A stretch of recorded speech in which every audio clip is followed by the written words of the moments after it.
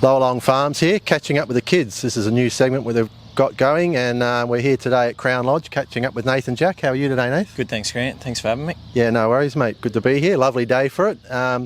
Yeah, so we're just getting a bit of insight into how some of the babies are going by some of the boys at home. Poster boy, Soho Tribeca. We'll be doing a few more of these as we go along, and yeah, we're just catching up with you today to see how the progeny are going. You've got 3 in work here at the minute. Yeah, that's right, Grant. I've got 3 poster boys. They all come from the sales, all good types, all different clients, so that's always good. But I really like them. They give you a really good feel. Yeah, very good. So if we take one step backwards, you know, leading into the sales, you had a bit of a look at these babies at some of the farms, and you know, you've seen a bit of poster boy as a racehorse as well. You were attracted there? Yeah, that's right. He was a great horse. You know, just take it back to the Chariots of Fire and that win. And getting through the middle now is Ashley Locas bursting through, and Poster Boy reins up on the outside, goes to the lead, and is the pin-up tonight. There was numerous wins like that he sort of caught the eye, and always had the intention of definitely looking at them just to support Bill and Ann. And when I seen a couple of them well before the sales, I remember seeing one at Kath's, and it never had a name tag on it. And Amanda was with me actually at the time, and we took a picture of its freeze brand and to work out what it was, and it was a poster boy. And I thought, geez, if that one goes through the sale, I'll be buying that one. And it actually turned out it was the Rite of Passion one.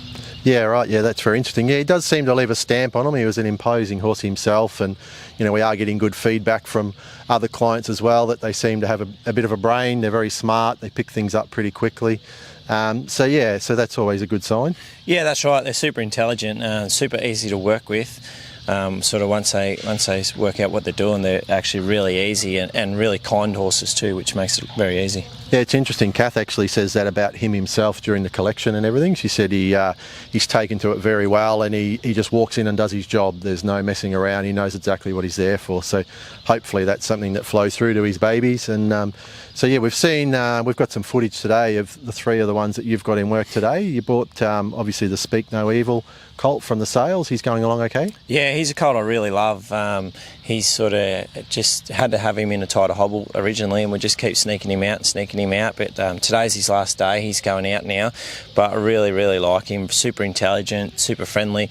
Been out of that mare, I thought he could have went the other way where they can be a bit cranky, but he's really kind fella. Beautiful, really catches your eye, like just a real standout. Obviously we're here to promote Poster Boy and the stallions as well, but you have to say, you know, an amazing family that you've had a lot of success with too, the Top Tempo family and Speak No Evil. Yeah, that's right. Amanda trained Speak No Evil. I think she only had 3 runs while she was here. She might have even had 2 runs. Yeah, she won 2 for 2. Yeah, she won a lead up to the Queen of Pacific, and then won the Queen of Pacific, and then was retired. Her injury was sort of cut short, but I knew I wanted to buy one out of Speak No Evil, and it just happened to be a poster boy, and he was a really nice, kind horse and a really good type, and so I was sort of adamant that I was going to go home with him. Yeah, beautiful. And so the Rite of Passage was the other colt that worked with him today? Filly, she is, Grant. Filly, yeah, sorry. Yep, she's a filly. Yep, she went through the sale as well. She was only a cheap one, and I remember I put a love heart on her page, and Amanda Grieve was working for us at the time, and she didn't go to the sales, and she seen me buy her, and she said, of course we were bringing this one home. But yeah, sort of she's the one that caught my eye out in the paddock, and didn't know she was going through the sale or anything, didn't even know she was a poster boy, just really caught my eye in a group of 6 or 7 weanlings or yearlings, whatever they were at the time. But yeah, like I say, that they really do catch your eye. Yeah, that's good. And then the one that your dad worked was out of I Am Special.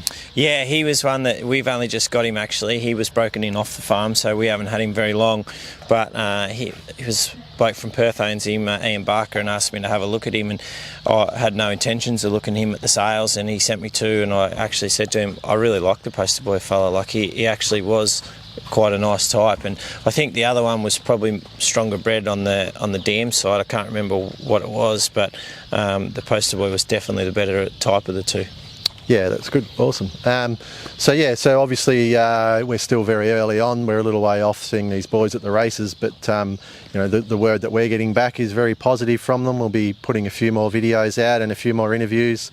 But yeah, you're more than happy with where they are and where they're heading? Yeah, I am. Like he's had a good start to his career too. You know, like Bill and Ann supported him, and if Bill and Ann are going to support him, I can't see why anyone else shouldn't. You know, they've put a lot of faith in him, and it's their breed that you know, they're standing by, and that says a lot, I think, for the industry. Yeah, it does. You know, and he's had a great couple of books. He had a full book last year, and hopefully he can go close to that again this year. He's going to get a lot of opportunities, and so yeah, going forward, it's just the change of the racing dates makes it a little bit tricky. We would be close to seeing them at the races, not far off, but you know, we've got to wait a little bit longer. So hopefully we can get a bit more of this footage out there for people to have a look at, and you know, encourage them to come back to him. You know, he's another one. He's again this year. He'll be eligible for the $100,000 LLowalong Farms bonus for anyone that breeds to him this year. Unfortunately, the ones that you've got here at the minute, they're not eligible for that. It was last year's progeny and this year's, and they're also going to be eligible for the Vic Bred Pure as well. So there's a few incentives there from the farm, and let's hope they stand up on the track and do a really good job. Yeah, for sure. It's a great incentive from LLowalong Farms to do that. You know, it's quite a big risk, but you know, I'd support him if I had a mare, that's for sure. Yeah, wonderful. Thank you very much, Nath. No worries, thanks for your time. Poster Boy retires to stud with one of the most impressive pedigrees of any stallion standing anywhere in the harness racing world. His sire, Some Beat Somewhere, was a colossus on the racetrack in North America, being beaten just once in a 21-start career. Aston Villa, by the world's greatest broodmare sire, Arts Place, is the dam of Poster Boy and is the 2019 Australian Broodmare of the Year. Poster Boy after spanking, Poster Boy first up, what a win! His career record, 30 starts, 22 wins and 7 placings, and prize money of $803,310. Poster Boy reins up on the outside, goes to the lead, and it's the pin-up tonight, Poster Boy. With his blistering speed, his Hollywood good looks, and his impeccable pedigree, he is truly the poster boy of Australian harness racing.